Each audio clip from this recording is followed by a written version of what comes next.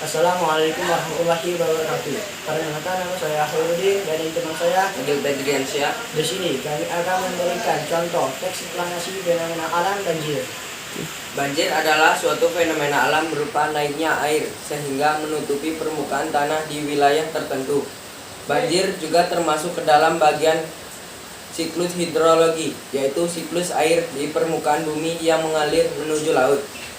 Melalui siklus hidrologi tersebut dapat dipahami bahwa banyaknya kapasitas air di permukaan bumi dipengaruhi oleh penyerapan air ke dalam tanah dan juga curah hujan. Proses terjadinya banjir dapat dibedakan menjadi dua, yaitu secara alamiah dan non-alamiah. Secara alamiah, banjir disebabkan oleh hujan lokal dan propagasi limpasan dari daerah hulu di suatu tangkapan. Sementara secara non-alamiah, banjir dapat terjadi dikarenakan ulah manusia.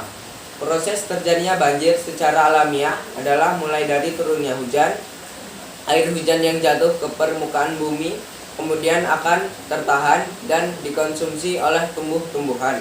Setelah itu, air masuk ke dalam tanah dan mengalir ke tempat yang lebih rendah. Kemudian, terjadilah proses penguapan dan air mulai keluar ke permukaan. Sementara itu, proses terjadinya banjir secara non-alamiah karena ulah manusia dimulai dari tindakan membuang sampah sembarangan. Sampah yang dibuang tidak pada tempat yang akan menyebabkan aliran air tersumbat. Karena hal tersebut, air malah akan tergenang di tempat pembuangan. Seiring waktu, air akan semakin menguap tinggi kemudian keluar ke permukaan dan menyebabkan terjadinya banjir. Setidaknya ada 3 dampak bencana banjir, yaitu dampak primer, dampak sekunder, dan dampak tersier. Dampak primer seperti kerusakan fisik seperti rusaknya jalan, jembatan, mobil, dan bangunan. Dampak sekunder, banyaknya penyakit, gagal panen, kurangnya penyediaan air bersih dan pangan. Dampak tersier yaitu jangka panjang, ekonomi runtuh akibat berkurangnya jumlah wisatawan, biaya pembangunan kembali, dan juga kelangkaan bahan pangan.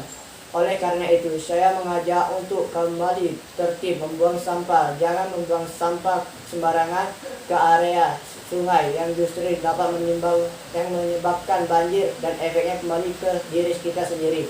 Kami akhiri, wassalamualaikum warahmatullahi wabarakatuh.